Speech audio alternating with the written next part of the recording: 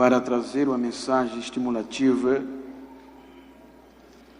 com base na primeira carta do apóstolo Paulo aos Coríntios,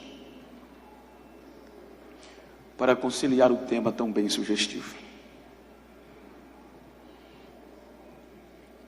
Capítulo 15, versículo 58, tem um texto que os irmãos sabem de qual é salteado.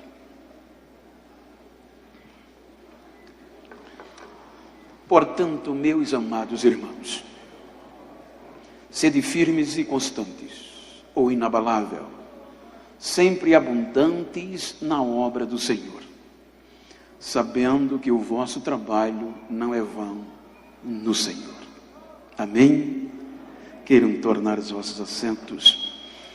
Antes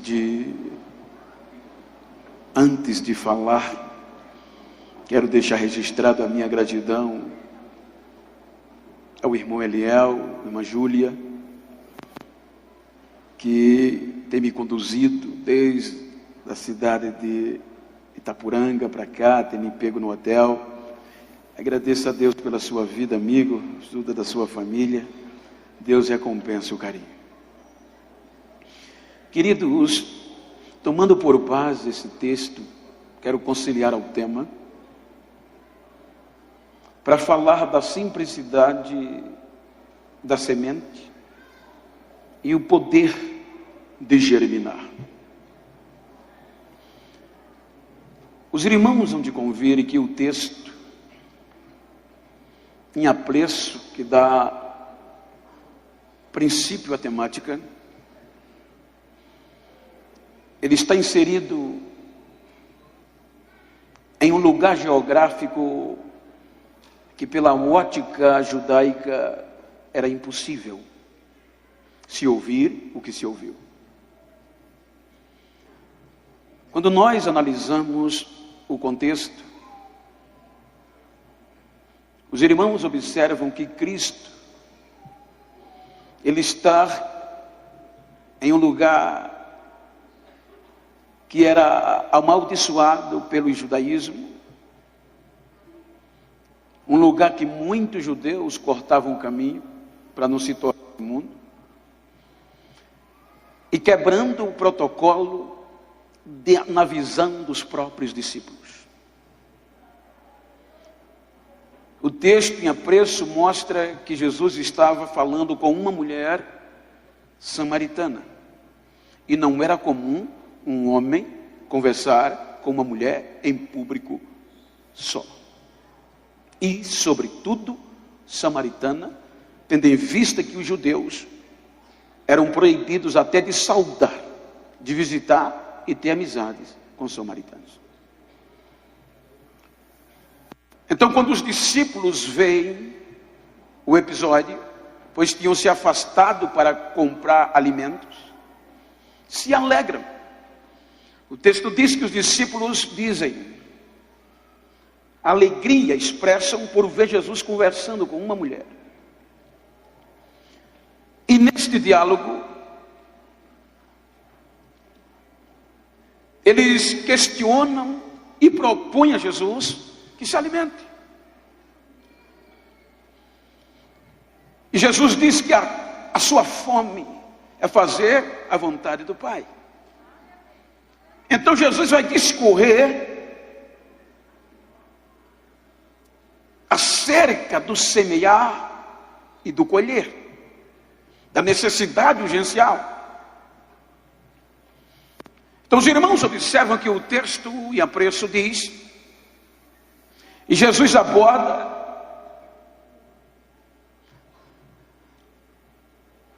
a alegria e o privilégio daquela geração de ser enviados por ele para colher o que não semearam. Interessante. Veja que Jesus diz a eles que outros trabalharam e eles estavam sendo inclusos no trabalho dos outros.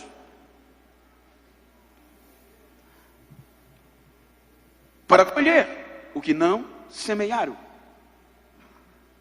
Porque a recompensa vem para quem colhe e a alegria para quem semeou. O interessante é que quando nós olhamos o texto, obviamente, se você volta para a parábola não é dos, do singular semeador, você vai observar que dá-se-nos a entender o semeador saiu a semear. Então nós vamos perceber que Jesus está falando, bem verdade, dentro da minha visão, o Pai semeia. Quem é a semente? O próprio Cristo. Então quando ele fala acerca disso, ele vê e ele mostra que a semente é semeada nas quatro condições da terra: beira do caminho, rochas, espinhos e férteis. 40 anos de profissionalismo, eu trabalhei com agronomia. Me aposentei. Trabalhei 40 anos em uma empresa só, usina de açúcar. Os irmãos sabem o que eu estou falando. Então eu posso falar um pouco com propriedade das condições climáticas, das condições de preparo, das dificuldades. Veja que a semente que foi semeada, ela é produtiva, ela germina, independente da condição da terra. O problema não estava na semente. Então, quando nós observamos o contexto, a semente, no nosso vocabulário, é um substantivo feminino, é uma morfologia botânica. É aquilo que é jogado na terra para germinar. Então veja que Jesus, em uma certa passagem, disse: se a semente não morrer, não nasce novos frutos. Então veja o que Jesus comenciona esses discípulos e posteriormente nós. O privilégio de colher o que não semeamos. Então nós vamos ver a simplicidade. O porquê a adversidade é tamanha por conta da simplicidade da semente. E muitas vezes nós não percebemos o poder da germinação. Observem que Jesus agora vai dizer a eles do privilégio de semear, de colher melhor, de desfrutar do trabalho que estava sendo feito. E a alegria do colher não só era deles, mas de quem também semeou. Então essa simplicidade chamada Evangelho, essa simplicidade chamada Jesus, você vai observar que os maiores sermões de Jesus é baseado na simplicidade. Nós que complicamos pelo sofismo, por tentar falar bonito demais. Mas as mensagens, os maiores sermões, você vê chuva, você vê terra, você vê semente, você vê vento, coisas simples do dia a dia. Então quando esta semente começa a ser anunciada, ela vai deparar justamente com algo dominante, preponderante, que era o judaísmo. A simplicidade de Cristo e daqueles que Ele escolheu para colher o que Ele, como semente, teria que ser sepultada, enterrada, morrer e germinar. Porque se Ele não ressuscita, não tinha evangelho. Se Ele não morre, não tinha evangelho. Se Ele não morre, não germinava, a gente não nascia.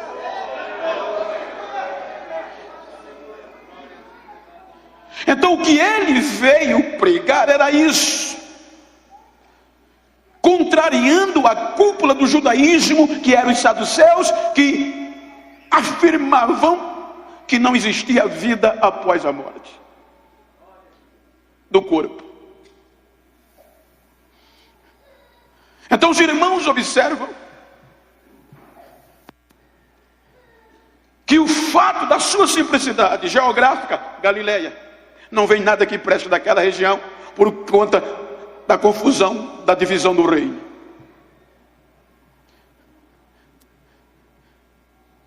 Acompanhado de 12 seguidores, sem vulto político, econômico e acadêmico. Simples, agricultores e pescadores. A simplicidade é importante demais. Ser simples é não ser complicado. Então Jesus agora vai disseminar este evangelho, baseado em si próprio. O que o Pai semeou, a semente aqui está entrando como parábola, como algo do cotidiano, para abrir a mente dos seus ouvintes e dos próprios discípulos, que era algo que eles atuavam no cotidiano. Então os irmãos vão de convir que pelo sistema do judaísmo seria impossível progredir, porque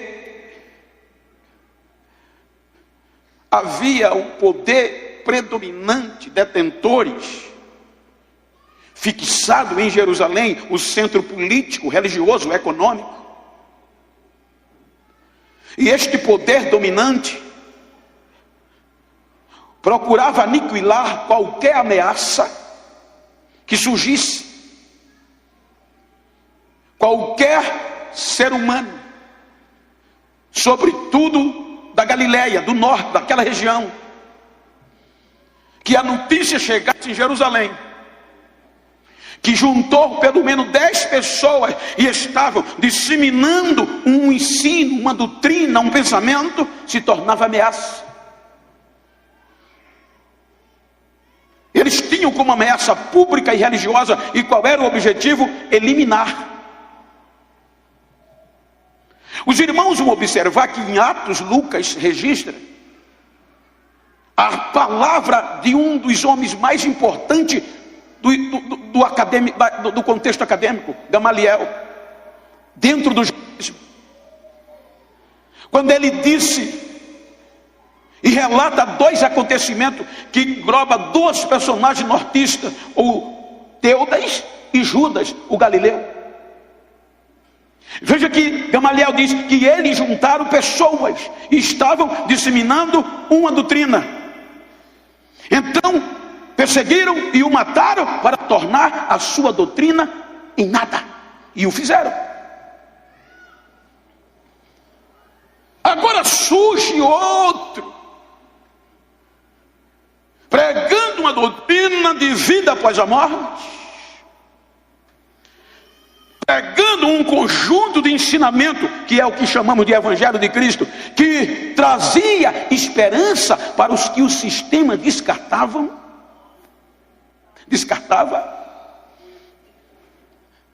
trazendo uma palavra de vida após a morte, e uma palavra de poder. A diferença era que os outros que passaram era só oratória, persuasivas, mas agora não, esse era diferente, porque a sua mensagem era com autoridade, com poder e com milagres. Não eram só as palavras. A sua palavra era tão poderosa que estava resgatando os descartados, os marginalizados, a quem ninguém acreditava mais, trazendo vida e até ressuscitando mortos.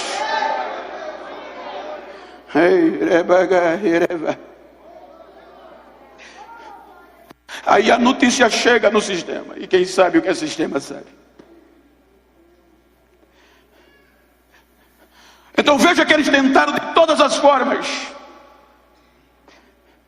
eliminar logo aqui.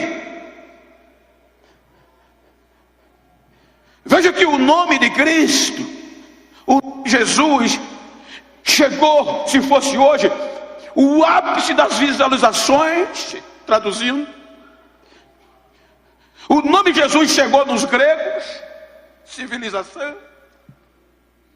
O nome de Cristo se tornou abrangente, ameaçador. Ele poderia galgar o nome, mas quanto mais crescia, mais simplificava.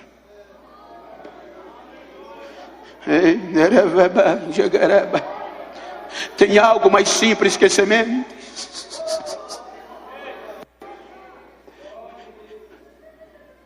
Então o sistema do judaísmo começou a tentar impedir logo aqui. Para quê? Para que não germine, para que não cresça.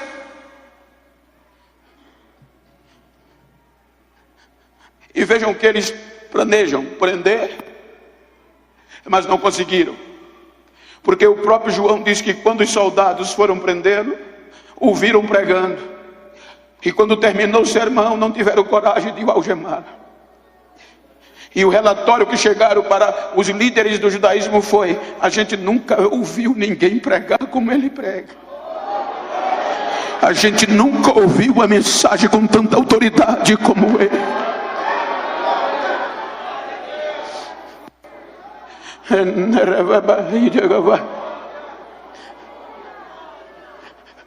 Já que não conseguiram prender, vem o advento, que não era comum. O advento, que a própria cúpula religiosa, a boca de Deus do judaísmo, na lei de Moisés, os saduceus não acreditavam na ressurreição do corpo. Aí acontece um evento em Betânia. E segundo a tradição diz que os fariseus acreditavam na ressurreição do corpo só até 3 dias, mas os saduceus não acreditavam em nenhum momento. Aí Jesus quebra os fariseus e quebra os saduceus. Ele espera passar 3 dias e só chega com 4 dias de morto, de Lázaro. Por isso que Marta diz: Senhor, já é o 4º dia. Tem mais jeito não. Até a putrefação já tomou conta, cheira mal. A simplicidade da semente, gente. Aonde o puseste? Lázaro, vem para fora. E Lázaro vem. Bombou, como diz a linguagem atual. E para piorar, com poucos dias depois, um culto em ação de graça. E a Bíblia diz que aquele homem que há poucos dias estava podre, agora estava sentado na mesa ao lado de Jesus. Olha para quem está ao teu lado e diz: dá para... é demais, não é?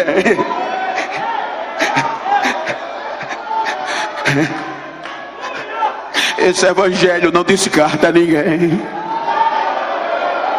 E o pior, agora o povo aceitava o evangelho não só pela pregação, mas só em olhar para Lázaro já se desmanchava e acreditava em Jesus.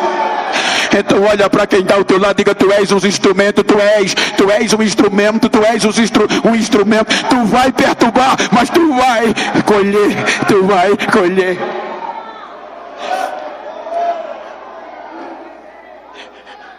Aí agora vão matar. Era necessário, porque se a semente não morrer,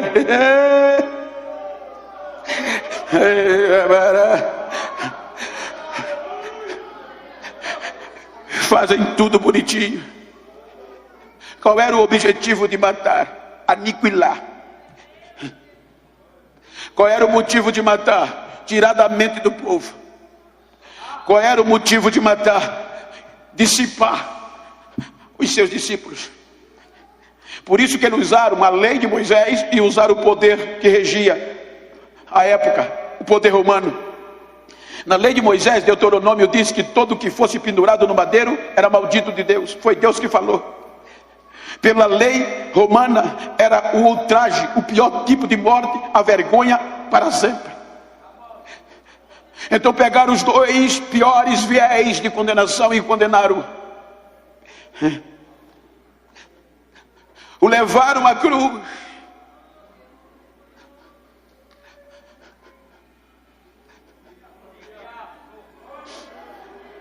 o humilharam, dilaceraram, crucificaram, sepultaram.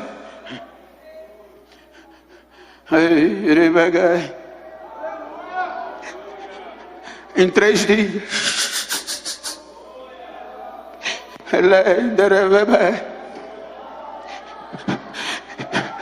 dissipando a vergonha e o desprezo e o desespero, ele ressuscita. A semente germina.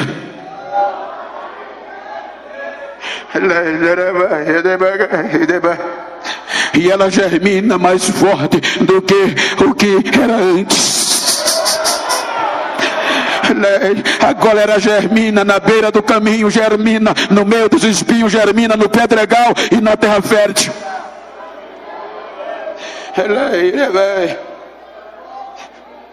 O que eles não esperavam era que aquela semente tão simples fosse tão poderosa na sua germinação. A ponto que a Bíblia nos fala que aqueles que estavam desesperados, amedrontados, pela simplicidade, pelo medo da represália que já estava ocorrendo. Veja que os próprios discípulos não lembraram da mensagem que ele pregou. Só depois de o vê-lo ressuscitado, receberam esta coragem. E agora essa semente vai germinar, e a refunção do discípulo não era mais, gente, como a gente se preocupa. Veja como é simples. Já foi semeado, já foi plantado, já germinou. É só falar dele e só colher. Não precisa enfeitar muito, não precisa rodear muito, não precisa falar bonito demais. É só falar do germinar, do poder da semente.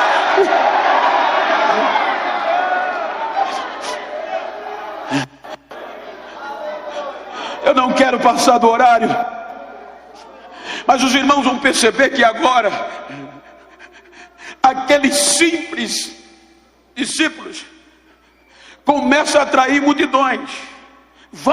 Me explica, procura qualquer teólogo, PhD, pastor Oséias, pergunta a qualquer um destes grandes doutores, expositores da mídia, se eles conseguem, se nós conseguimos explicar. Cerca de 120 personagens.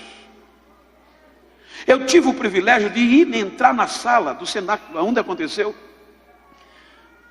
Por mais que você estude, você não consegue mensurar, sei lá, o quanto é impossível na ótica humana, se não fosse o poder da germinação. O que eles fizeram?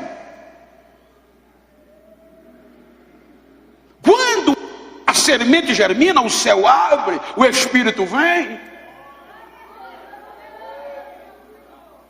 E a simplicidade une-se ao poder.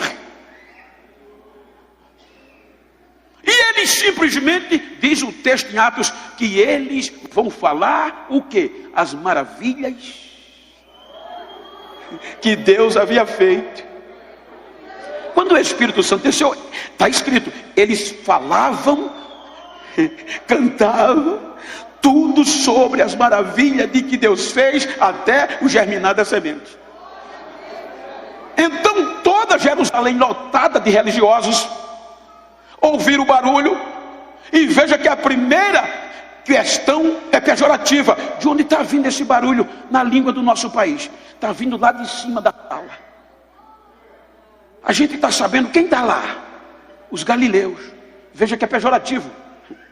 Mas eles não são indoutos, ou seja, eles não têm conhecimento disso. Na nossa linguagem, eles são analfabetos, não conhecem a lei. E como nós estamos ouvindo eles falar na língua do nosso próprio país? Olha que coisa linda. Se 3.000 pessoas aproximadamente se converteu, foram atraídos no mínimo 6.000, dentro de um percentual comum.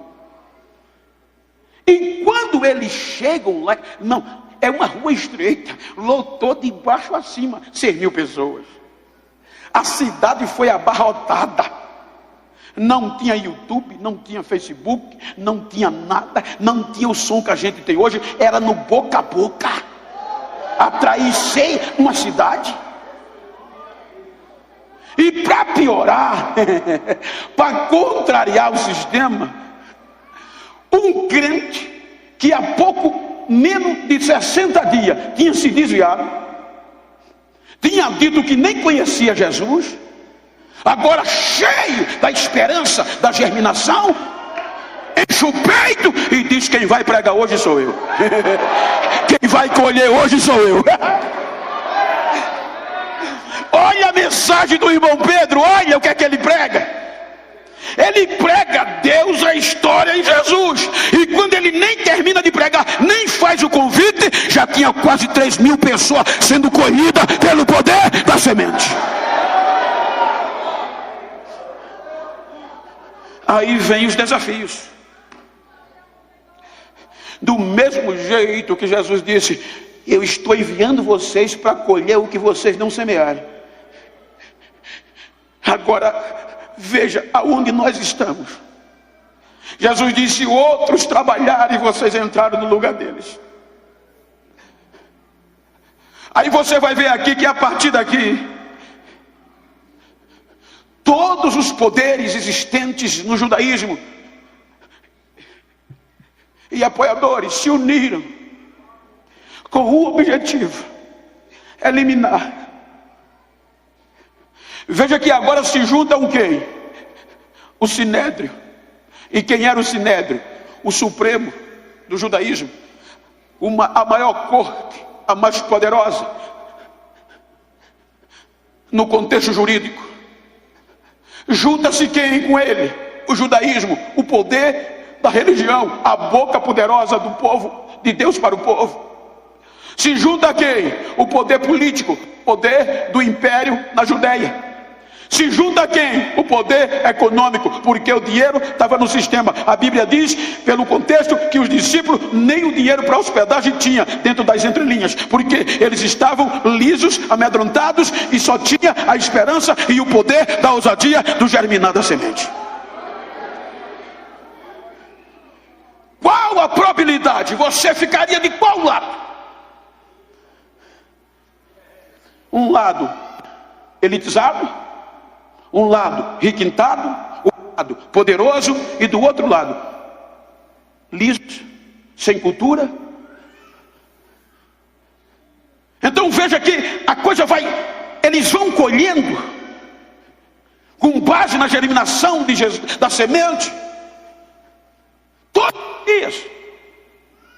A Bíblia diz que todos os dias tinha pessoas sendo salvas. E você não vê nenhum discípulo se autoproclamando. Simplesmente a Bíblia diz que eles pregavam a ressurreição e o Senhor cooperava com eles, e os milagres seguiam a todos os que criam. É simples demais. Ele não mudou, é o mesmo, a ponto de atrair a atenção do Supremo Tribunal. Hoje, com todo respeito ao contraditório, com todo respeito a todos os pensamentos, mas a gente está com uma preocupação tão elevada, a gente está elevando tanto o poder do homem que estamos esquecendo do poder do germinar da semente. A gente está acreditando as maiores decisões ao homem e esquece que a nossa história é de poder, simplicidade, descarte, desprezo, mas de poder. Isso é evangelho. Veja que eu não estou criticando, não, eu também defendo, mas eu vim falar do poder da semente e a simplicidade dela.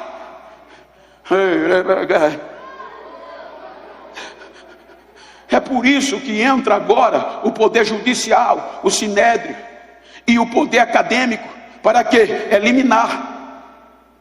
Veja que com o milagre daquele homem coxo, e para piorar, gente, O acontecimento foi no culto do judaísmo. A oração das horas que Pedro vai era dos judeus, dentro do santuário. E quando aquele coxo entra pulando e saltando, Pedro aproveitava, enquanto a Bíblia diz que o coxo cantava, dava glória, pulava, eles pregavam a ressurreição, ele e João, de Cristo, dentro do templo. E quase 5.000 pessoas, partindo do pressuposto do texto, sem acumular constrangimento, a Bíblia diz que o número foi para quase 5.000 pessoas que aceitaram o Evangelho. Imagina a bagunça que eles não fizeram no judaísmo. Simplesmente pregando a ressurreição, simplesmente pelo poder do germinar da semente. Só colhiam. Foi aí que juntou o sinédrio, o religioso e o acadêmico, e disseram: vamos pará-los, porque pela formação deles, essa ousadia que eles têm não é explicável. Veja que foi vozes da religião e da alta cúpula da jurisdição do judaísmo que disseram, foram pessoas capacitadas, vendo Pedro e João pregando, diziam: que ousadia, nunca vimos uma ousadia dessa. Esses homens estiveram com Jesus, não tem outra explicação. Olha para quem está ao teu lado e diga: esse negócio aqui de evangelho não depende da sapiência humana, é poder de Deus, é o poder da semente, é o poder de Deus. Tem muita gente metida besta, é aqui que cumprir com o evangelho. Eu faço, eu sou, não, eu quebrei. Quebrou nada, você vai sair quebrado se pensar assim. Quem fez é Ele.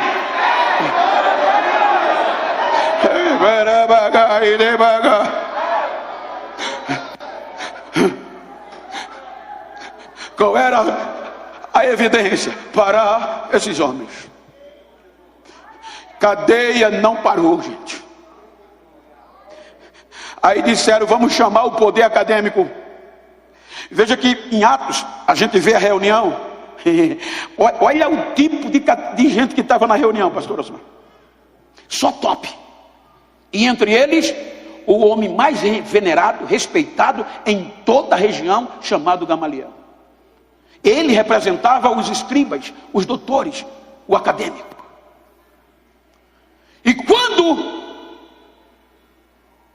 ele menciona Judas e Teudas, era referente aqui, olha gente, ele faz a reflexão e diz: vocês sabem, ele toma a palavra na reunião para falar com os juristas, com os religiosos e com os acadêmicos, e diz: olha, vocês sabem o que aconteceu há tempos atrás entre Judas, o Galileu e Teudas.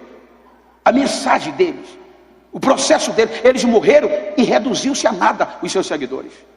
Mas veja que ele diz: mas o caso agora é diferente. Veja o que vocês vão fazer a esses homens. É melhor vocês deixarem eles em paz, porque se essa obra for de homem, vai perecer como a dos outros, mas se for de Deus, vocês não vão impedir a colheita. Porque a semente já foi morta e germinou. E nós somos chamados para o lugar e colher o que nós não sabíamos. Olha o privilégio. Aí é quando Gamaliel dá a ideia. A ideia possivelmente veio de Gamaliel. Porque a gente não usa o intelecto. Eles não conhecem a lei, eles nem ler sabem direito. São do interior, a maioria do interior. Então o que é que a gente faz? Será que tem alguém capaz para difundir a lei de Moisés como ninguém? E com base legal, pela leitura, pela lei, para essa raça? Aí Gamaliel diz: eu tenho um menino que é top. Doutor Saulo de Tarso. Olha o currículo do homem.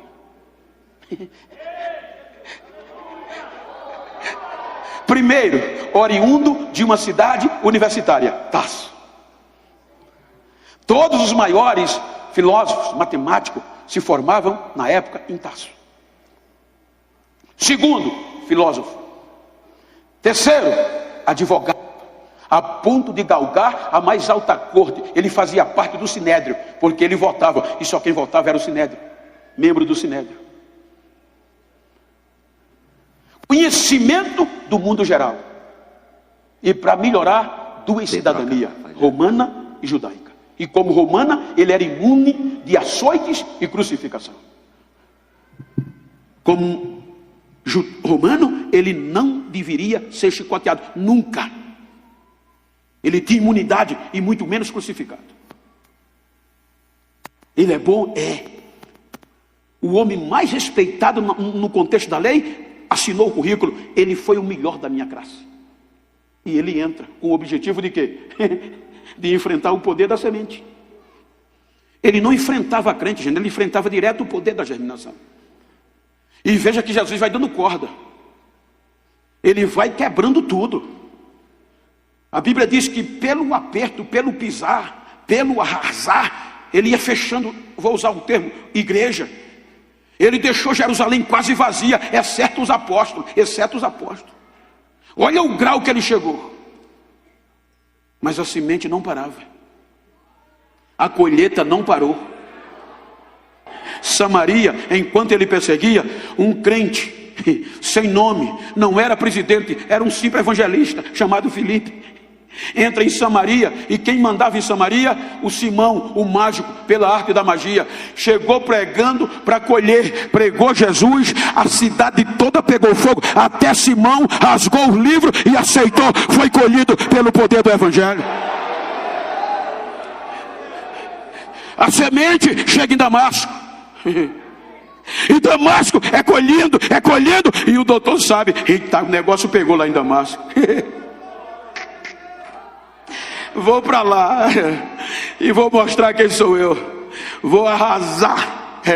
O homem no ápice do apogeu da fama, o mais importante, a principal arma do judaísmo contra os crentes.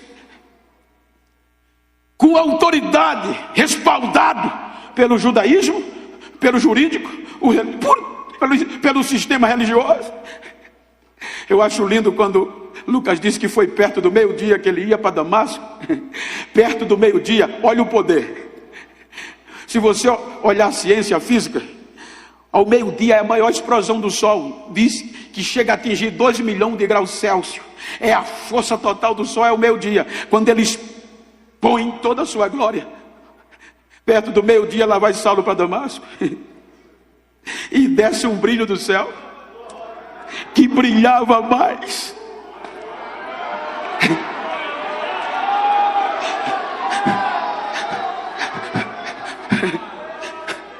Ele já cai com a cara no chão, e o soldado cai. E só tem a única alternativa, porque ele sabia que era algo superior. Quem tu és, Senhor?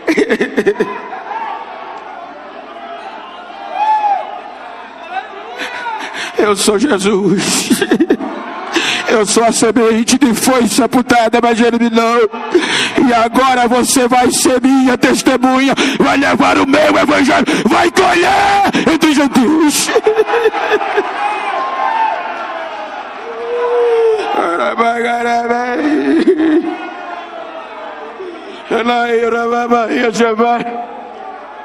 Deixa-me resumir.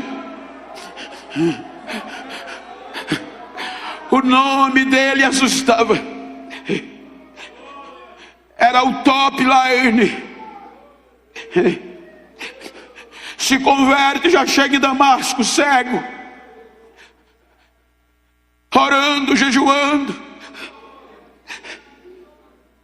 e sem falar mais nada. Olha a simplicidade, gente.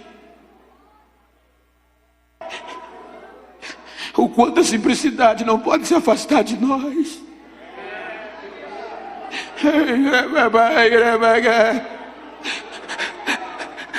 O segredo não está no falar bonito, porque senão eu não estaria aqui. O segredo não é brilhar o externo do corpo. Não, não. O segredo está de dentro para fora. O segredo está dentro, é a semente. O segredo está dentro.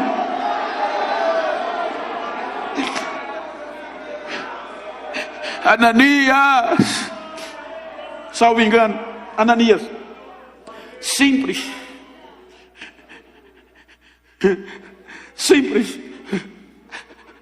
olha onde Jesus vai, gente. Eu cheguei um jovem que vinha para cá, ele está no endereço tal, ele está orando, está jejuando agora, e eu quero que você vá lá.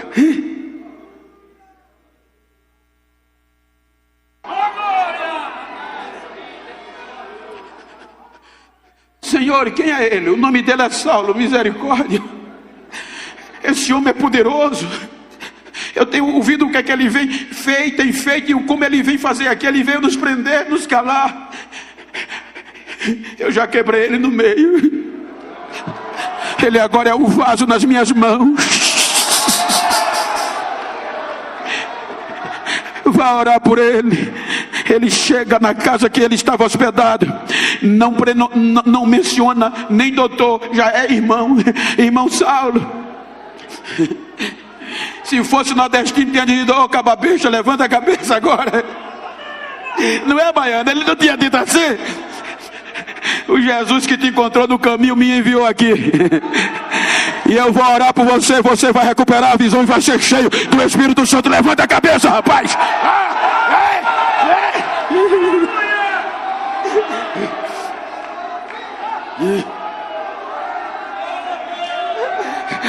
Diga para quem está ao seu lado: no dia que você se achar que é alguma coisa, baixa a bola, filho.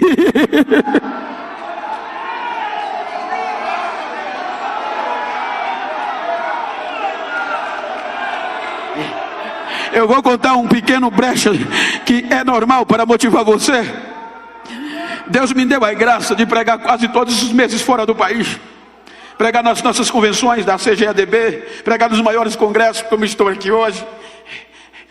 E como ser humano, às vezes eu vim dos Estados Unidos na semana passada, eu vou para a semana, e às vezes eu venho de primeira classe. Olha, você chega, gente, você sabe que o negro, mesmo não querendo, mas é escanteado um pouco. Aí chega aquelas louras: doutor, por favor, o senhor quer um champanhe, uma castanha do Pará? Não, obrigado, senhor, eu quero água. Estou aqui para lhe servir. Aí passam os famosos, dá um tapinha, tu está na primeira classe, tapinha nas costas. Aí o coração diz: tu é o cara. Tu está abafando. E você se empolga. Aí quando eu chego em casa, eu ainda moro numa rua sem asfalto. Aí a minha esposa diz: como foi lá? Eu digo: foi benção demais, fui até de primeira classe. Ela vai na geladeira, traz uma bacia cheia de cana, bota na mesa, eu já sei. Começa a chupar cana antes de almoçar. Enquanto o dente dói, o caldo cai pela bochecha, o Espírito Santo diz: para não esquecer de onde eu te tirei. Se você me visitar, você vai chupar cana comigo. Eu tenho plantada no meu quintal. Quando o meu egoísmo quer me botar como alguma coisa, cana no nego, cana no nego, cana no nego.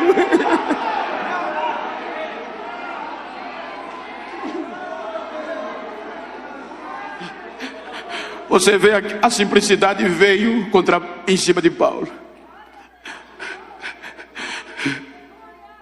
E está pensando que a igreja, os crentes, comemoraram. Não. A Bíblia diz que a única coisa que falavam é: lembra daquele rapaz que nos perseguia? Agora é crente também. Jesus escolheu. Agora olha o poder da semente. Ele agora entra, depois de passar o processo, ele agora vai colher aonde não tinha sido colhido. A semente vai germinar em toda a Ásia, Chipre, Ponto, Capadócia, Antioquia da Pisídia. E na Antioquia da Pisídia, ele é chicoteado, é expulso pelo sermão. Ele vai para Licaônia. Na Licaônia, ele perde o privilégio de romano. É chicoteado até acharem que ele morreu. Ele arrasta para fora da cidade, que já é um cadáver.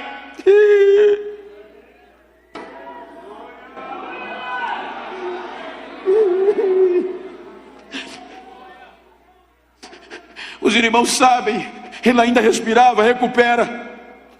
Ele não desiste, porque foi impregnado dele o dever de colher. A colheita ainda não acabou. Não posso parar. Volta para Jerusalém, vai a segunda viagem na Ásia. O Espírito Santo não deixa ele pregar na região. Ele ouve a voz da Europa: passa a Macedônia e ajuda-nos. Agora ele vai colher na Europa. Olha o poder da semente. Em síntese, a Bíblia diz que a primeira cidade importante a ser colhido foi Filipe. Agora olha o que é que o poder da semente faz. Ela caiu na beira do caminho, ela caiu nos espinhos, ela cai na rocha e ela cai na terra fértil. E ela ela nasce, ela produz. Quando ele chega em Filipe, a primeira alma a ser colhida é uma asiática, chamada Lídia, empresária do ramo do tecido. A segunda alma a ser colhida é uma grega endemoniada. A terceira alma a ser colhida é o romano, o carcereiro. Olha o que é que a semente faz. Ela não tem distinção. Ela salva preto, branco, asiático. Ela vai germinando.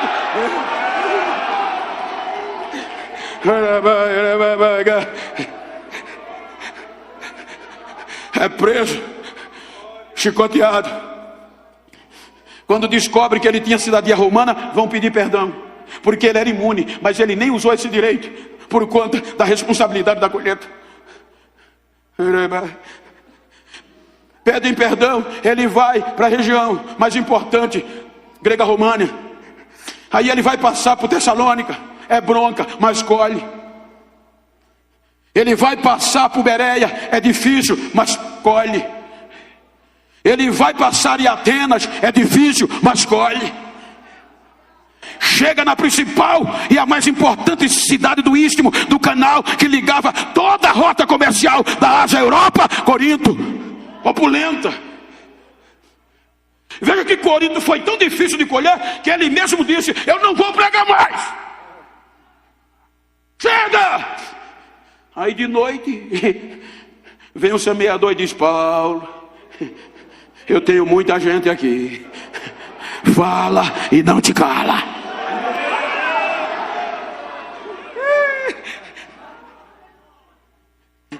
Diga: vai dar para desistir mais não, filho. Diga para quem está ao seu lado.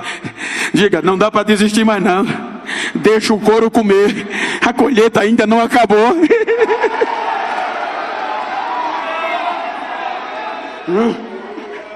Veja que Corinto foi tão difícil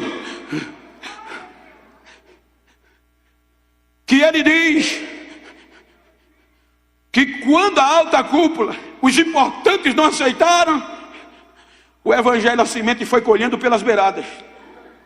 Por isso que ele diz: quando vocês aceitaram o evangelho, pensem, tinha alguém entre vocês importante?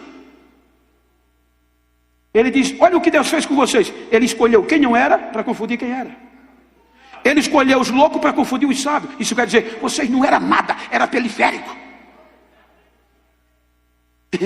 E o evangelho foi lá e pegou vocês. Depois dele passar 1 ano e meio, depois com 3 anos, ele soube a divisão de Corinto. Aí isso é que é bonito, gente. É uma das maiores lições para nós. Quando ele soube que todo aquele trabalho que ele estava acolhendo, a mais importante igreja do continente europeu, a mais poderosa, estava rachada por conta da pressão da filosofia grega. Ele diz: eu não acredito. Eu estou sabendo que vocês estão escolhendo grupos. Uns dizem que é de Paulo, outro de Apolo, outro de Cefas, e até outros que é do grupo de Jesus. Olha o que é que ele diz. Deixa eu dizer uma coisa a vocês. Ele escreve isso: por acaso eu morri na cruz por vocês? Não é coragem? Não é muita humilhação? Simplicidade? Por acaso eu batizei algum de vocês, exceto algumas famílias? Graças a Deus que eu não batizei vocês. Eu pergunto a vocês: quem é Paulo? Quem é Apolo? Eu plantei, ele regou, mas Deus é quem faz o resto. É Deus que faz crescer, é Ele que faz a semente germinar.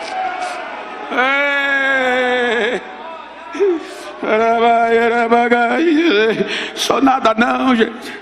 Um homem na estirpe daquele, um homem com o conhecimento que ele adquiriu e o respeito, ele diz: eu abri mão de tudo, porque eu podia usar isso, mas quando eu cheguei para pregar este evangelho em vocês, eu não usei o meu conhecimento, nem filosofia humana, mas eu preguei o evangelho de poder.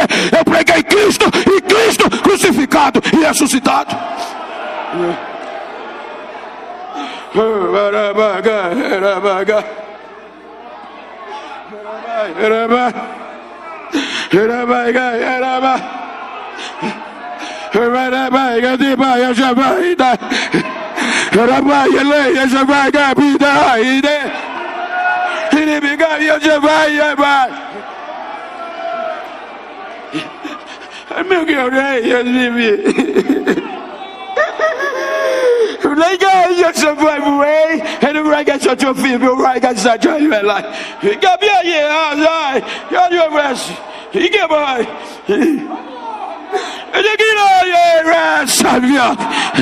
Estou eu falando dentro de corações de mente nesta noite, mas esta noite é especial, porque eu estou renovando. Recebe pelo poder da palavra o renovo da colheita.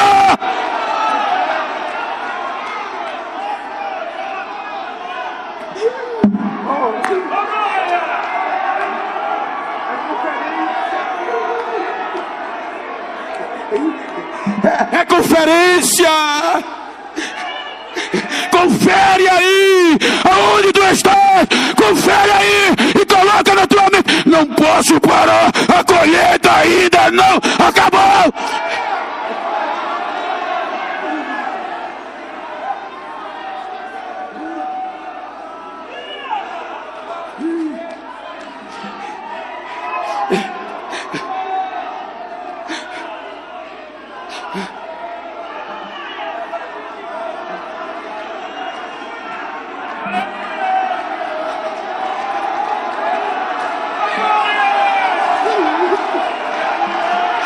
Fomos chamados para colher aonde não semeamos. É muito privilégio, porque na colheita tanto recompensa vem para nós, e alegria para quem semeou, alegria para quem semeou. Por isso que quando a alma se salva, a alegria lá em cima e a recompensa para nós.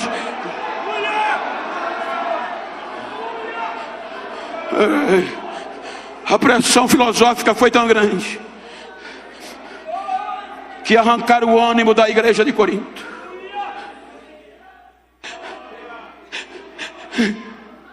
Ele podia desistir de Corinto, pelo que ele fez. Ele podia desistir de Corinto. O semeador poderia desistir de Corinto.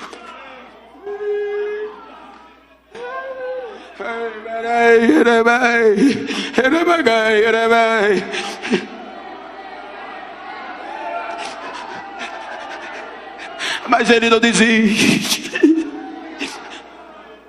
Ele vai desfazendo toda a pressão da filosofia romana, que já tinham arrancado da mente dos irmãos até o poder da ressurreição, do arrebatamento. A questão de Epícuros e de Zenon. já tinha arrancado da mente dos irmãos e colocado a arte da vivência, sem liberalidade, mas viveu o máximo de prazer na terra, porque não havia mais vida após a morte. Ele poderia desistir depois de tudo que fez. Ele mesmo diz: eu não ganhei um centavo de vocês, eu trabalhei com a própria mão, as próprias mãos. Ele diz: muitas vezes eu passei fome, eu não tinha o que vestir.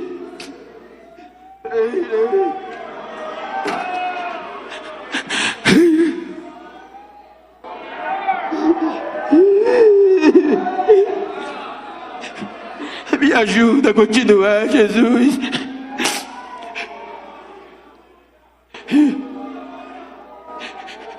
Ele vai desconstruindo, e chega no capítulo 15, ele vai dizer: irmãos, se Cristo não ressuscitou, é em vão eu vou estar pregando.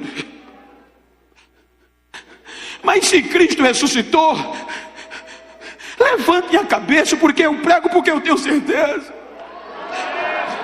Deixa eu dizer um mistério a vocês: nem todos nós dormiremos, mas ao som da última trombeta, nós não vamos primeiro do que os que já dormem. Eles ressuscitarão primeiro, e depois nós, no abrir e fechar de olhos,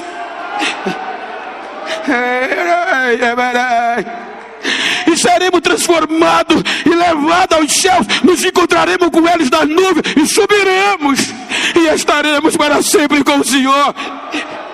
Aí, irmãos, olha o que é que ele diz: vai, aconteceu o que está escrito, tragada foi a morte na vitória. Aí ele dá uma brecha para motivar os irmãos, que nós vamos subir cantando, tirando onda da morte e do inferno. Ele diz: isso aqui é um pensamento meu. Ele diz: então vai cumprir o que está escrito. Então implica dizer que vai ser tão rápido, mas ainda vai tirar tempo, dá tempo para a gente tirar um desaforo com a morte e com o inferno. Ele diz: aí nós vamos subir cantando: onde está a morte, o teu aguilhão? Onde está o inferno, a tua vitória? Mas graças a Deus, ele diz: o aguilhão da morte é o pecado, e a força do pecado é a lei. Mas graças a Deus por Jesus Cristo, que nos deu vitória. Portanto, meus amados irmãos, sejam firmes e inabaláveis na obra do Senhor, sabendo que há uma recompensa. Há uma recompensa. Fique de pé, por favor.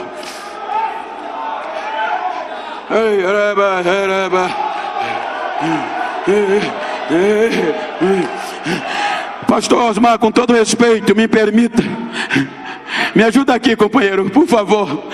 Se você, eu gosto de interagir, fica mais claro. Se você está perto de uma pessoa do mesmo sexo, ou se for íntima, vira para ela assim, como eu estou com o meu companheiro aqui, vira, olho a olho assim, com todo respeito, e diga para ele: não estou nem aí, não quero nem saber como você chegou nessa conferência, quero saber como você vai sair. Diga: vou sair mais simples, sabendo do poder da semente, que é Ele que faz. Agora me faz um favor: se depois dessa conferência tu encontrar algum besta por aí que pensou que eu ia parar de colher, que eu já tinha terminado e que ia desistir, diga: ele vai ter que me engolir. Eu vou continuar colhendo, eu vou continuar colhendo. Abraça ele.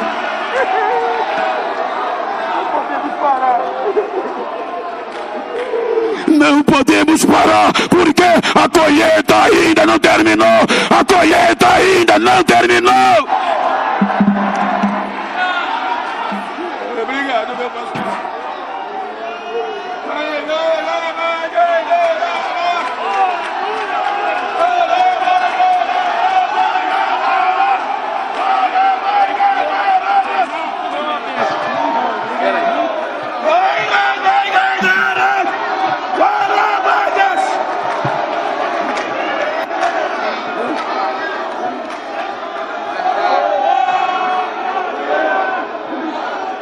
Glória a Deus. Vamos dar lugar ao Espírito, irmãos, nos alegrar na presença do Senhor. Aleluia. Um pouco de retorno.